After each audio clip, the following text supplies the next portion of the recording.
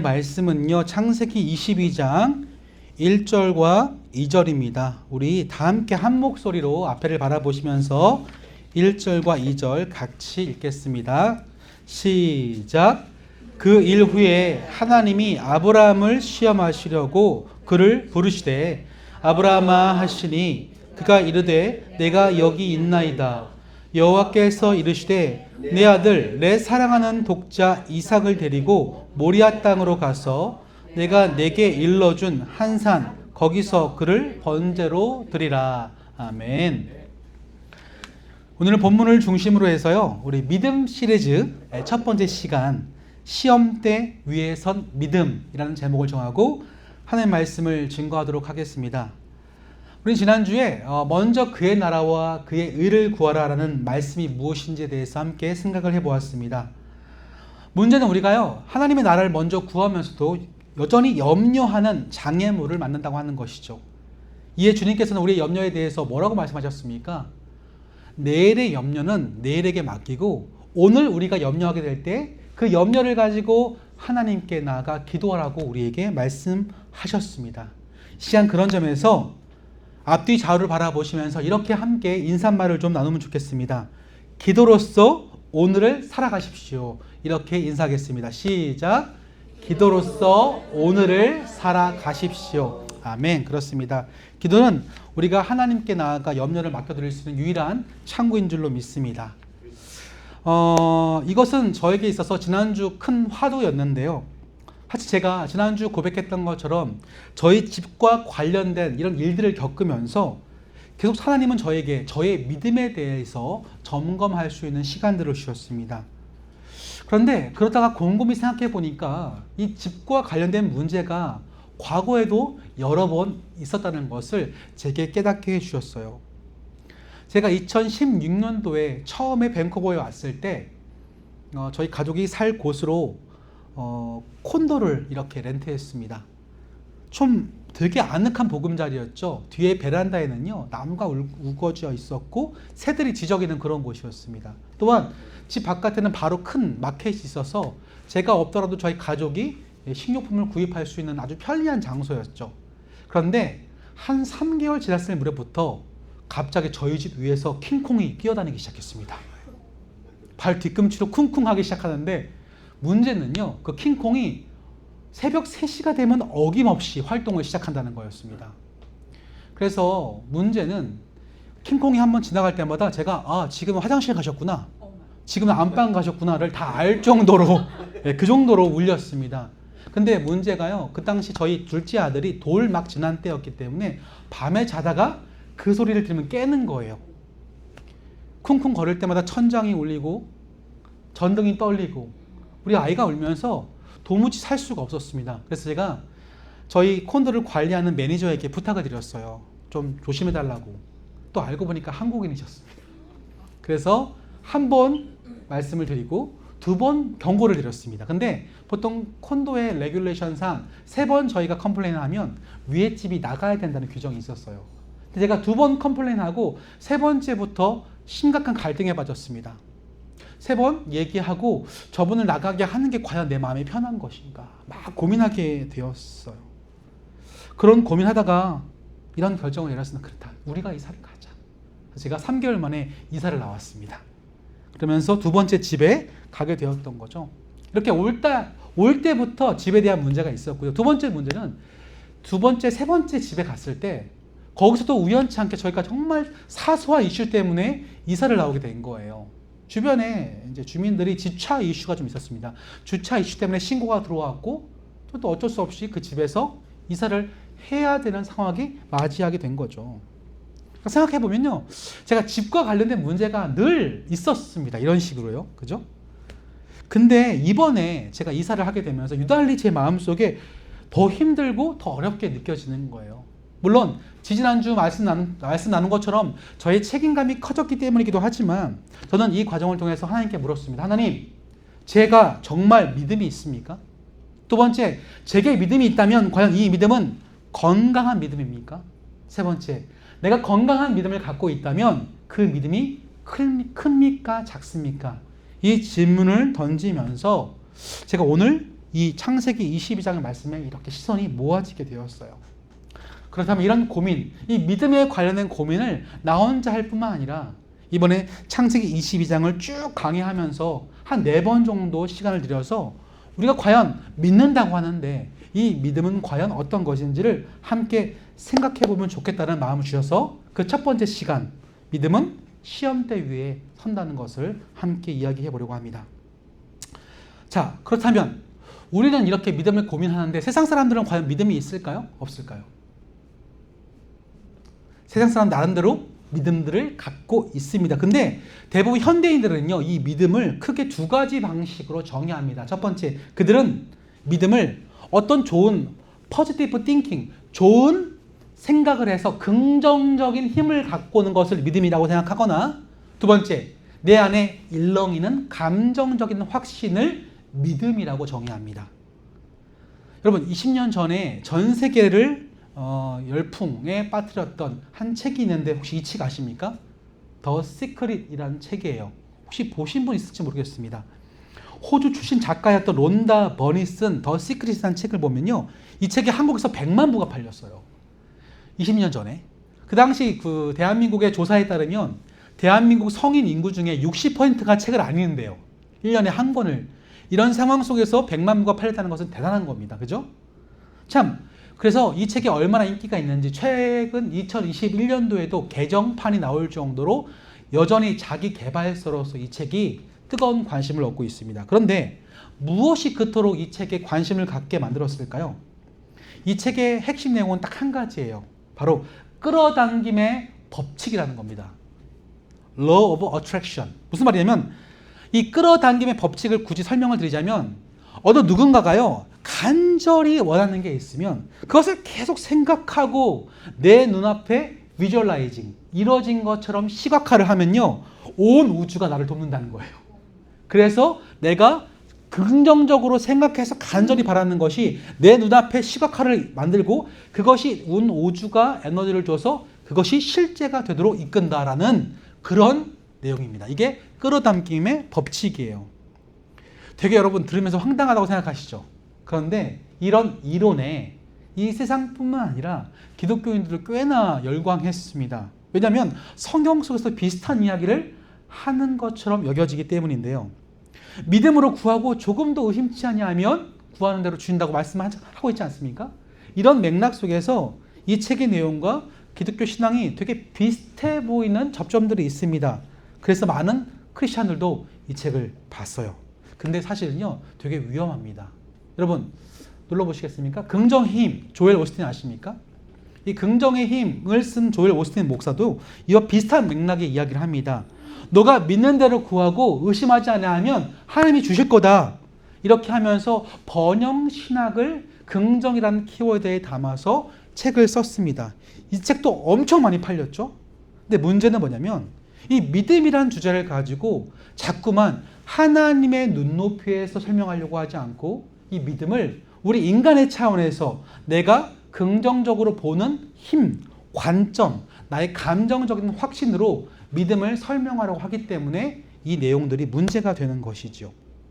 자, 그렇다면 이 장로교 전통에 서 있는 이 개혁주의적인 관점으로 믿음을 정의하자면 뭐라고 설명할 수 있을까요? 제가 오래전에 한번 이 믿음에 대해서 설교한 적이 있는데 들으신 분들이라면 복습하는 셈치고 다시 한번 잠깐 다뤄보도록 하겠습니다. 여러분, 개혁주의적으로 볼 때 진정 참된 믿음은요, 3가지 요소가 들어가 있어야 돼요. 혹시 장태수 자매님 기억나십니까? 첫 번째로 진정한 믿음이 되려면 첫 번째 바른 지식이 있어야 된다. 지식, 그렇죠?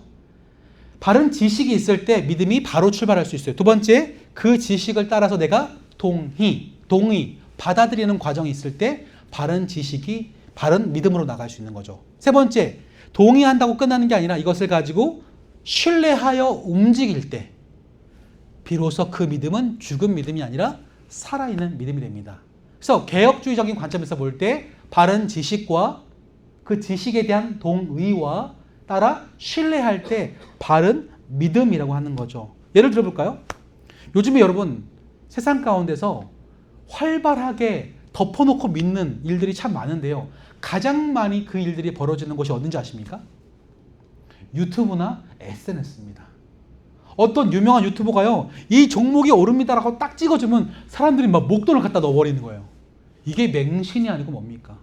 바른 지식 없이 그냥 따라가는 걸 가리켜서 맹신이라고 하는 거죠. 바른 지식이 없으면 이처럼 진정한 믿음이 되기 힘들어요. 이게 우리 신앙생활 속에서도 맹신이 올 수 있습니다. 여러분, 하나님을 이해할 때 성경 한 줄만 딱 읽고 하나님을 다 알았다고 말할 수 있습니까? 없죠. 우리가 하나님을 최소 알았다고 할 정도가 되려면 창세기부터 요한계시록까지 내 인생을 걸쳐서 더 묵상해보고 다양한 모습으로 내게 임하시고 그 당시에 임하셨던 하나님을 이해할 때에 그 무한하신 하나님을 요만큼 그나마 이해할 수 있는 거지, 딱 한 줄 읽고 그 정도의 지식을 가지고 내가 하나님을 바로 믿었다고 할 수 없는 거예요. 때문에 여러분, 바른 지식은 진정한 믿음을 위한 바로 그 베이스, 기초가 되는 거죠. 두 번째, 이 믿음을 가지고, 이 지식을 가지고 우리는 이제 동의해야 됩니다. 바른 지식이 있으면요, 그 바른 지식을 받아들이는 우리의 수용이 필요해요. 예를 들어 볼까요? 어떤 사람이 몸이 아파요.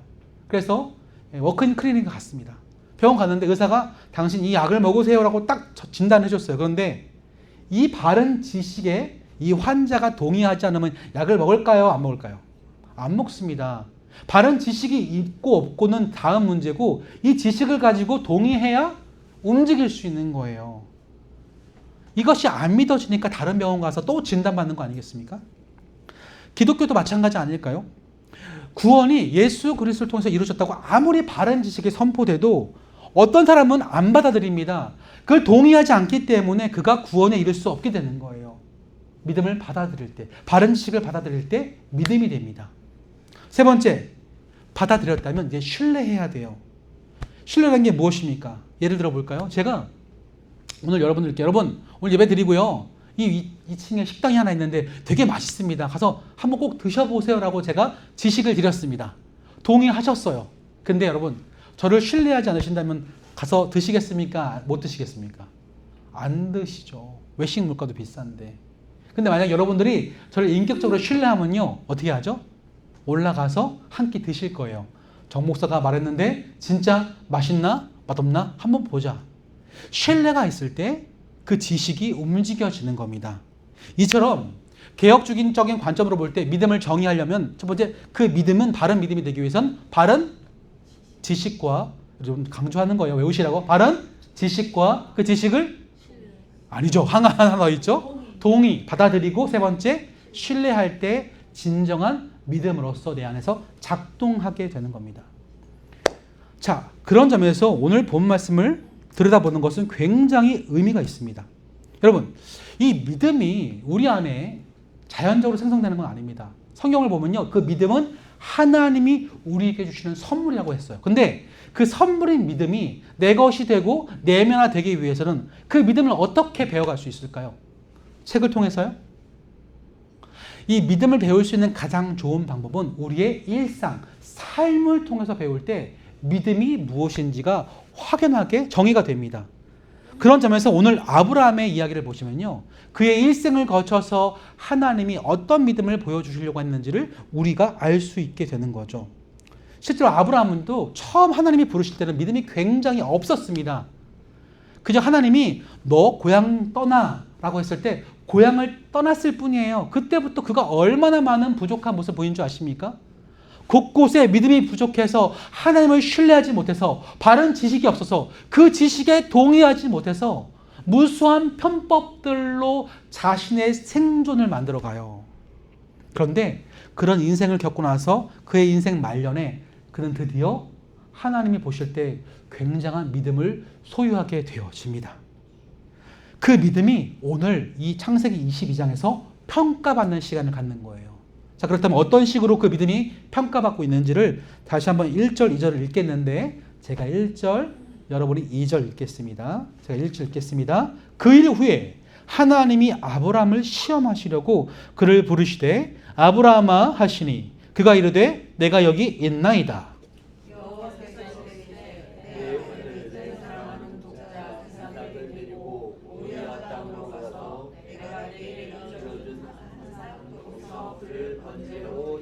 아멘. 지금 이 장면은요, 그가 일생을 거쳐 하나님을 향했던 믿음, 그가 바른 지식을 갖고 있는지, 동의했는지, 신뢰했는지를 함께 보여주는 최종 시험의 자리인 겁니다.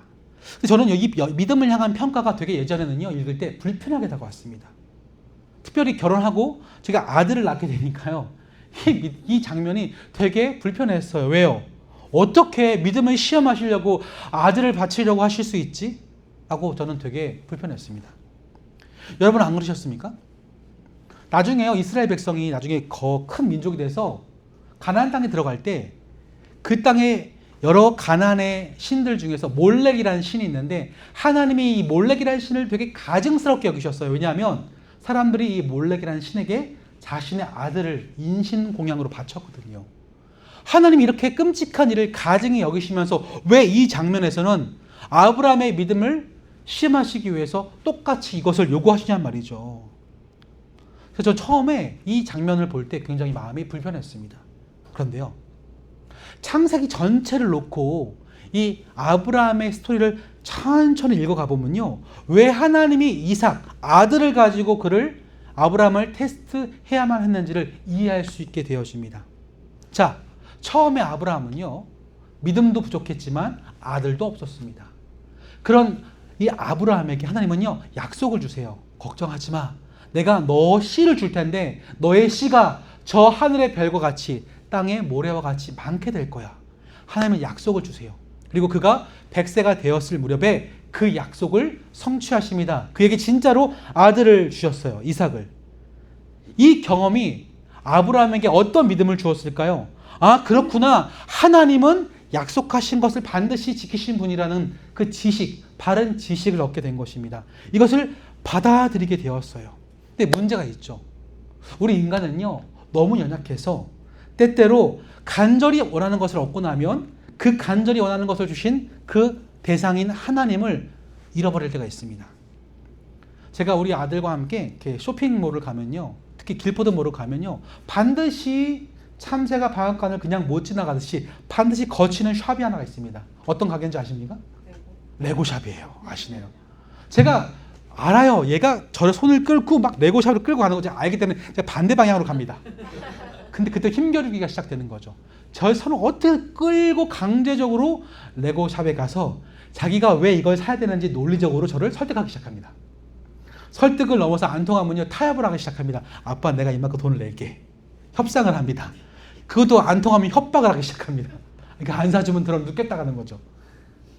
자, 그래서 제가 못 이기는 척 아들에게 사주고 맙니다. 그때 저를 꼭 잡았던 그 손은 더 이상 저를 잡지 않습니다. 무엇을 잡을까요? 레고로 박스를 꽉 붙잡고 이거 빨리 뜯어봐야 된다고 저한테 집에 가자고 그때부터 조르는 거예요. 이게 사람 아닙니까? 하나님을 관계 속에서 그분이 우리에게 뭔가를 주시고자 할 때 우리는 그걸 얻고 나면요, 반드시 얻은 분과의 관계를 보는 게 아니라 주신 것 그 자체에 내 시선이 몰입하게 될 때가 있어요. 그걸 가리켜서 두 글자로 우상이라고 합니다. 우상. 하나님이 이런 연약한 아브라함의 모습을 모르셨을까요? 그에게 약속을 주신 100세 때 주신 그 아들 이삭마저도 그에게 우상이 될 수 있음을 모르셨을까요? 때문에 하나님은 오늘 그가 갖고 있는 그 믿음, 하나님을 향한 믿음이 진짜인지 얼만큼인지를 지금 시험하시게 된 겁니다. 근데요, 이 장면에서 저는 또 한 번 불편했어요. 여러분, 하나님은 모든 것을 아시는 분 맞습니까? 하나님은 시간 위에 계셔서 시간을 창조하신 분이 계시기 때문에 아브라함의 과거와 현재와 미래를 다 아셨어요. 그 말은 그 테스트를 하지 않아도, 시험을 하지 않아도 하나님은 아브라함이 자신의 아들 이삭을 바칠 것을 아셨을까요? 모르셨을까요?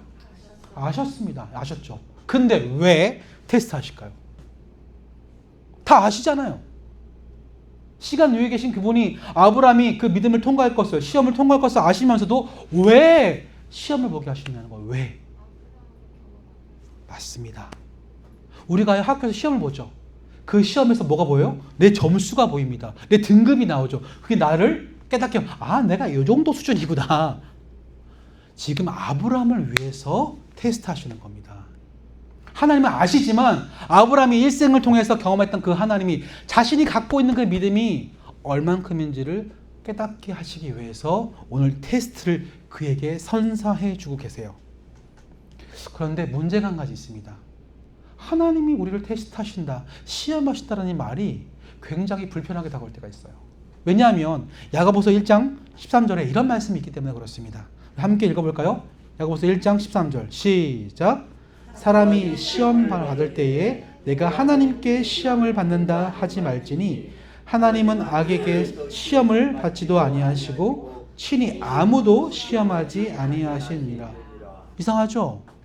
하나님이 분명히 아무것도 시험하지 않으신다고 우리에게 약속하셨는데 왜 아브라함은 시험하실까요? 그래서 한글로 시험이라고 번역된 단어는 영어에서 두 가지 종류로 나눠지게 됩니다. 아까 아브라함을 가리킬 때는 그 시험이 영어 성경에 어떻게 번역되어 있었죠? 테스트. 근데 야고보서 1장에서는요, temptation이라고 되어 있습니다. 그래서 이 시험이라는 단어를 두 가지 종류로 나누면 하나님이 주시는 테스트일 때가 있고요. 사탄이 그 시험을 주면 그건 바로 temptation, 유혹이 되는 거죠. 그래서 시험이라고 하는 것은요, 때로는 연단, 테스트가 될 수 있고 temptation, 유혹이 될 수 있습니다. 그 다음 질문 드립니다. 어떤 때는 테스트고 어떤 때는 temptation일까요? 무엇을 가지고 그 시험이 연단이냐, 유혹이냐 우리는 분별할 수 있을까요?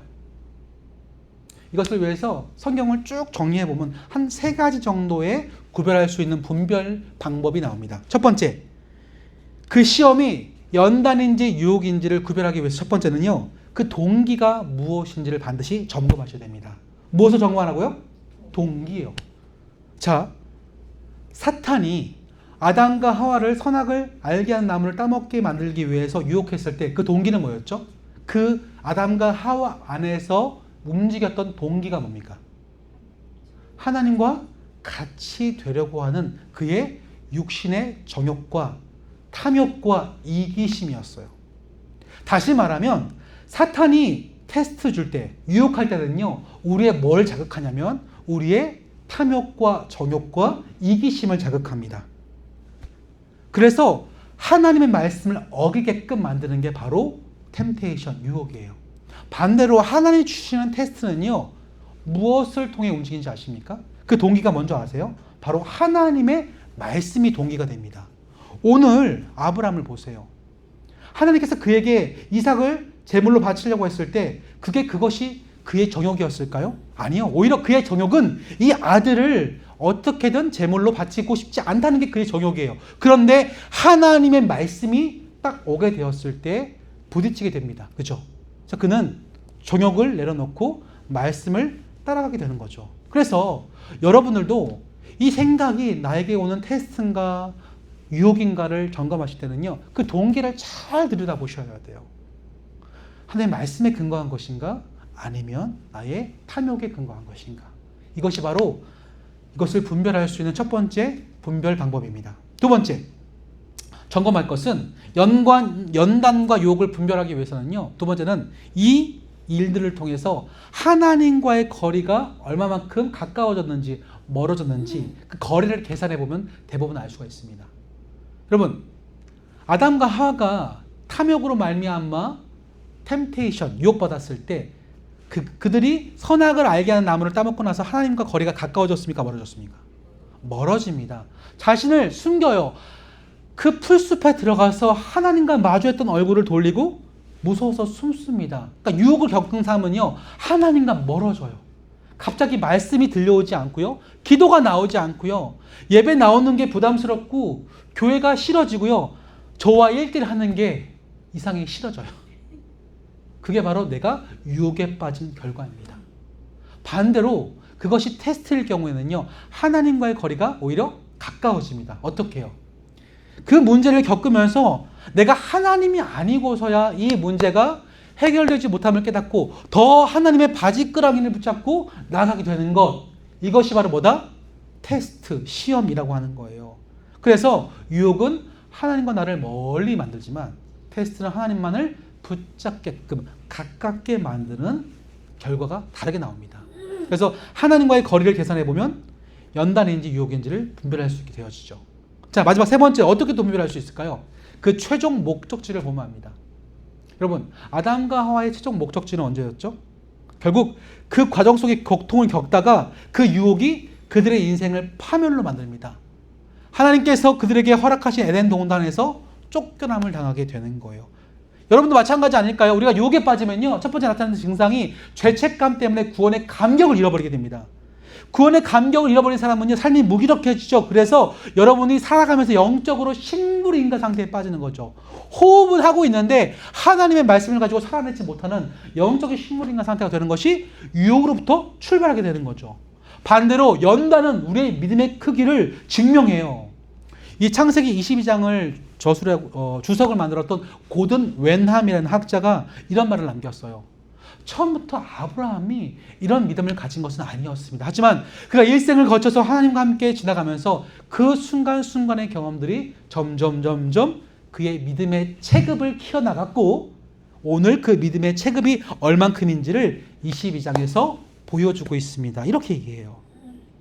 여러분, 결국 하나님은 오늘 이 본문을 통해서 우리 모두가 템테이션이 아니라 때로는 살아가면서 하나님이 주시는 믿음의 테스트를 볼 수 있다고 말합니다. 근데 그 테스트는 우리를 파멸로 이끄는 것이 아니라 우리 자신에게 나의 믿음이 어느 정도 있는지를 보여주는 바로 미터가 되고, 그 과정을 통해서 하나님과 더욱더 가까이 나아가게끔 만드는 역할을 한다는 것이죠. 그런 점에서 오늘 아브라함은요, 유혹받지 않았습니다. 연단받았습니다. 하나님이 약속을 반드시 지킨다는 이 바른 지식을 가지고 받아들였고, 이 받아들인 동의가 진짜 그가 아들을 하나님께 바치는 신뢰함으로 나아갈 수 있는지를 지금 판가름하는 연단 위에 서 있게 되는 거죠. 자, 그렇다면 말씀을 정리하겠습니다. 사랑하는 성도 여러분, 오늘 주신 이 말씀을 통해서 지금을 살아가는 저와 여러분에게 하나님께서 전하시는 마음, 그 심정은 과연 무엇일까요? 처음 들었던 얘기로 돌아가 볼게요. 제가 3개월 만에 위에 사는 킹콩을 피해서 이사하게 되었을 때 제가 이것을 테스트라는 것을 어떻게 알게 되었을까요? 저의 탐욕은요, 그 사람을 내쫓는 겁니다. 그죠? 내가 굳이 불편을 겪지 않아도 돼요. 근데 한국이란 이유 때문에, 그 집도 딸이 2명이 있다는 걸 알았기 때문에 저희보다 3개월 늦게 이사 왔지만 저희가 나가는 게 좋다고 판단을 내렸습니다. 그리고 조용히 집을 알아보기 시작했어요. 그때 한 가정을 만나게 됩니다. 오늘 하우스의 베이스먼트로 들어가게 됐는데요, 그분과의 만남이 제 밴쿠버 생활에 큰 위로와 힘이 되었어요. 지금도 교제합니다. 일찌감치 저보다 나이도 비슷한 분이 자수성가하셔가지고 하나님을 신실하게 믿으며 살아가는 그분의 삶과 저의 삶이 만나서 그동안 3년 동안 얼마나 깊은 교제를 나누는지 몰라요. 우리 작년에 11월 달에 창립 예배 드렸죠. 그분이 오셨을까 안 오셨을까요? 오셨습니다. 오셔서 응원해주고 가셨어요. 저의 삶에 대해서, 그분의 삶에 대해서 정말 진실되게 응원할 수 있는 영적인 동반자가 되었어요. 그 만남이 이 킹콩을 피해서 찾아갔던 집에서 시작되었습니다. 또 제가 3번째 집에 이제 가게 되었잖아요. 그 타운하우스에 이사하게 되었을 때 어떤 일이 벌어졌을까요? 물론 제가 억울하다고 항변할 수 있었습니다. 그 정도 작은 문제를 가지고 이 집에서 나가게 된다는 게 불편함을 주었기 때문에 버틸 수 있었습니다. 그런데 조용히 나가서 이사했을 때 지금 살게 된 이 집에 오게 된 거예요. 그로부터 5년간 하나님은 이 집에서 제가 전혀 집에 대해서 걱정하지 않도록 더 많은 것들을 부어주시고 제가 사역에 집중할 수 있도록 평안한 저의 거주 환경을 만들어 주셨더라고요.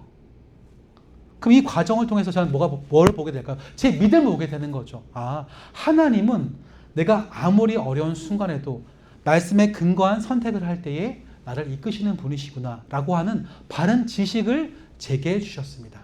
그리고 그 지식이 계속 반복적으로 동의되고 받아들여지게 하셨어요. 그러면서 계속 신뢰함으로 결단하고 나아가도록 저를 인도하여 주시는 거죠. 그렇기 때문에 그 믿음이 지금 또 한번 저에게 지금 연단이라는 과정을 통해서 테스트되고 있는 거죠. 그래서 저의 믿음이 바른 지식에 근거하여서 그 지식을 받아들이고 결국 신뢰함으로 나아갈 수 있는가 없는가를 저에게 묻고 계시는 거죠. 자, 그렇다면 저와 마찬가지로 혹시 오늘이라는 하루를 살아가면서 이 연단이라고 하는 시험을 겪는 분들이 혹시 계십니까? 혹시 그런 연단이라는 걸 과거에 겪으셨고 앞으로도 겪으실 분이 반드시 있을 겁니다. 그 연단의 과정에 설 때 여러분 두려워하지 마십시오. 우리가 믿음이 그 시험 위에 연단 위에 설 때에 정말 내 믿음이 얼마만큼인지가 드러나기 때문에 그렇습니다. 중요한 건 그 길을 걷게 하시는 분도 하나님이시고 끝까지 완주하게 하시는 분도 누구십니까? 하나님이세요. 오늘 아브라함에게 믿음을 주신 분도 하나님이시고 결국 그 믿음을 가지고 아들 이삭을 바칠 수 있게 하신 분도 누구세요? 하나님이세요. 근데 우리는 이 과정을 통해서 나의 믿음의 크기를 보게 되어집니다. 오늘 본문에 아브라함은 결국 그 시험을 통과한 이후에 웃게 되었어요. 그 아들의 이름이 뭐죠? 이삭, 웃음입니다. 그 웃음은 단순히 나의 플레저, 그냥 쾌락으로 기인한 기쁨이 아니라 진정한 하나님이 주시는 기쁨이었어요. 만족과 평안이었습니다. 이 시험 끝에 그 웃음을 짓게 되었습니다. 그렇다면 그 연단의 과정을 겪는 저와 여러분에게도 하나님은 그 웃음을 선사하시지 않겠습니까?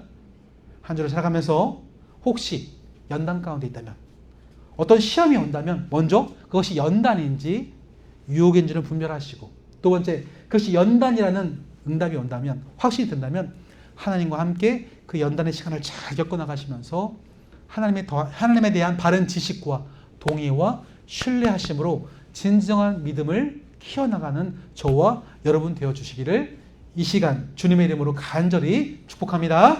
아멘. 이 시간 말씀을 정리하면서 우리 함께 좀 기도 제목을 나누고 기도하는 시간 갖도록 하겠습니다. 첫 번째 기도 제목은요, 우리가 좀 하나님을 좀 바로 알았으면 좋겠습니다. 하나님을 향한 바른 지식이 없을 때 우리의 믿음은 맹신이 됩니다. 덮어놓고 믿는 믿음이죠. 어떻게 하나님을 덮어놓고 믿을 수가 있겠습니까? 그럴까봐 하나님은 지금도 신구약 66권의 말씀을 통해서 그 믿음을 우리에게 알려주고 계시고, 그 믿음이 수많은 믿음의 선배들의 삶을 통하여 또 지금을 살아가는 나의 삶을 통하여 적용되게 하심으로 믿음을 구체적으로 우리에게 일러주십니다. 시간 그것을 위해 기도할 때 하나님, 제가 이 하나님을 바르게 알고 하나님을 그대로 믿게 해달라고 기도하셨으면 좋겠어요. 두 번째 기도 제목은 우리의 믿음이 단순한 믿음에서 머물지 않고 하나님을 좀 신뢰하는 데까지 나갔으면 좋겠습니다. 왜 믿었는데 행동하지 못하죠? 믿었는데 움직이지 못하죠? 믿었는데 신뢰함으로 결정하지 못하죠? 믿음은 신뢰하는 거라며요. 주님께서 높은 곳에 떨어지라고 하시면 이미 밑에 그물을 펼치시고 손을 펴시고 받아주실 것을 믿고 한번 가보고요. 나가라고 하시면 또 다른 데 예배하신 곳이 있다고 믿고 나가보는 거죠. 없음에도 불구하고 하라고 하시면 채워주실 걸 믿고 해보는 거죠. 그것이 연단이라고 하면 분명 여러분의 믿음이 어디 와 있는지를 우리에게 보여주실 겁니다. 그 연단을 통해서 하나님을 신뢰하는 여러분이 됐으면 좋겠습니다. 마지막 세 번째로 우리 지어져가는 교회가요, 시험과 유혹을 잘 분별해서 이 시험대 위에서 더욱더 하나님께 가까이 나가는 교회가 됐으면 좋겠어요. 수많은 이 땅의 많은 교회들이 이걸 놓치는 것 같아요. 이것이 우리 교회를 향한 연단인지 아니면 이 교회를 향한 유혹인지를 분별하지 못하기 때문에 자꾸만 넘어지고 쓰러지고 세상의 웃음거리와 조롱거리가 되는 거 아니겠습니까? 우리도 예외는 아닙니다. 분별하지 않을 때 우리도 믿음을 착각하여서 넘어질 수 있습니다. 하나님, 지어져가는 교회가 시험과 유혹을 잘 분별하고 하나님께 더 가까이 나가는 공동체가 되게 해달라고, 이 세 가지를 놓고 이 시간 함께 소리내서 통성으로 기도하시겠습니다. 하나님 감사합니다. 오늘 주시는 귀한 말씀처럼 우리가 더욱더 하나님을 바르게 아는 믿음을 가졌으면 좋겠습니다. 덮어놓고 이 땅에 많은 사람들이 믿는 것 같습니다. 하나님이 누구신지에 대해서 말씀에 대해 전혀 관심을 기울이지 않은 채 어디서 들었던 이야기, 읽었던 말씀 한 줄에 그저 하나님을 대입시키고 내가 하나님을 다 안다는 것처럼 내 믿음을 거기에 대입하려고 할 때 우리의 믿음은 진정 바른 믿음이라고 볼 수 없을 것입니다. 왜냐하면 덮어놓고 믿는 맹신으로 흘러가게 될 것입니다. 또한 그 믿음을 누군가에게 강요할 때 광신이 되어서 누군가를 폭력적으로 아버지 내 믿음을 강요하는 것은 아니려는지요. 하나님, 그렇기 때문에 우리에게 다시 한번 하나님을 바로 알아가려고 하는 열정들이 필요합니다. 하나님을 아는 지식이 없는데 어떻게 바른 지식으로, 그 지식이 없는데 바른 믿음으로 나아갈 수가 있겠습니까? 함께 이 시간 내 믿음이 바른 믿음이 되고자 간절히 부르짖으며 기도하는 성도들에게 하나님을 알아가고자 하는 열정 또한 허락하여 주시옵소서. 그들이 덮어뒀던 말씀을 피고 묵상하지 못했던 말씀을 들어가며 기도함으로 그 말씀을 내 삶 속에 계속해서 반추해보는 이 묵상의 삶을 통하여서 하나님을 있는 그대로 믿을 수 있는 온전한 믿음의 바른 지식을 소유할 수 있도록 은혜를 베풀어 주시옵소서. 그렇게 그 말씀이 동의되어질 때, 받아들여질 때 머무르지 않았으면 좋겠습니다. 이제 그 하나님을 신뢰하며 행동할 수 있는 영역으로까지 함께 나아가시면 좋겠습니다. 하나님은 어떤 말씀을 우리에게 주십니까? 약속한 것은 반드시 지키신다는 그 믿음으로 아브라함에게 그 지식을 주시지 않았습니까? 그 지식을 동의하게 하시지 않았습니까? 그렇다면 그 믿음을 가지고 주신 아들 또한 하나님께 내어놓을 수 있는 믿음으로 우리 또한 그 지식에 근거하여 바른 약속에 근거하여 나의 가장 소중한 것까지도 내어놓을 수 있는 신뢰함으로 나아가는 우리 성도들이 될 수 있도록 도와주시옵소서. 또한 이것을 통하여 우리 지어져가는 교회가 이 세상에 세워지는 가운데서, 지어져가는 가운데서 우리에게 허락되어진 이 시험들이 무엇이 유혹이고 무엇이 연단인지를 끊임없이 분별하며 믿음의 사이즈를 키워나갔으면 좋겠습니다.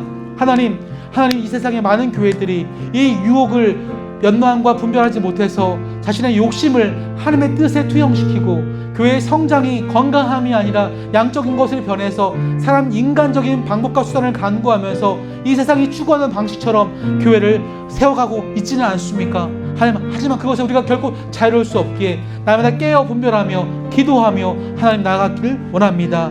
우리가 우리 땅에 주시는 하나님의 시험인지 연단인지 잘 분별하면서 그것이 유혹으로 흐르지 않도록 유혹을 내치며 연단을 받아들이는 믿음의 용사들이 되어져서 이 땅에 지어져간 교회가 하나님의 뜻을 세우고 하나님의 원하시는 방향으로 수동적 주체로 나아갈 수 있는 아름다운 교회의 모습 간직할 수 있도록 도와주시옵소서. 이 귀한 믿음을 가지고 한 주 살아날 때에 매일매일 펼쳐지는 믿음의 시험대 위에서 두려워하지 않고 우리 모두가 함께 나아가는 성도들이 될 수 있도록 은혜를 나리워 주시옵소서. 주님께서 이 모든 것들을 이끄실 줄 믿습니다. 예수님 이름으로 기도합니다. 아멘. 하나님, 오늘 주시는 귀한 말씀을 통해서 앞으로 4주간 믿음에 대해서 생각해 보게 하심에 참으로 감사합니다. 오늘 주신 말씀처럼 때때로 나의 믿음이 어느 시점 정도 서 있는지에 대해서 우리에게 알게 하시기 위해서 연단을 허락하실 때에 이 연단이 정말 하나님으로부터 온 것인지 아니면 사단이 우리에게 넘어지게 만드는 유혹인지를 잘 분별하면서 나의 믿음이 바른 지식과 그 지식에 대한 동의와 그 지식을 신뢰함으로 움직일 수 있는 진정한 믿음으로 나아갈 수 있도록 우리와 동행하여 주시옵소서. 특별히 이 땅에 또 하나의 교회가 세워져서 우리 지어져간 교회가 주의 뜻을 위해서 나아가지만 안타깝게도 이것이 우리에게 주시는 연단인지 유혹인지를 구별하지 못해서 많은 교회들이 세상의 가치관과 물질에 대한 허덕임과 또한 세상의 성장 때문에 허덕이는 건강함을 잃고 있습니다. 바라건대 하나님, 우리가 이것을 잘 분별하여서 진정한 믿음을 소유한 진정한 하나님 나라를 위해서 달려갈 수 있는 지어져가는 교회 될 수 있도록 은혜를 베풀어 주시고 잘 분별하면서 하나님 뜻 가운데 온전히 머물 수 있는 공동체가 되도록 역사하여 주시옵소서. 귀한 성도들의 한 주간 삶을 주님께 맡겨드립니다.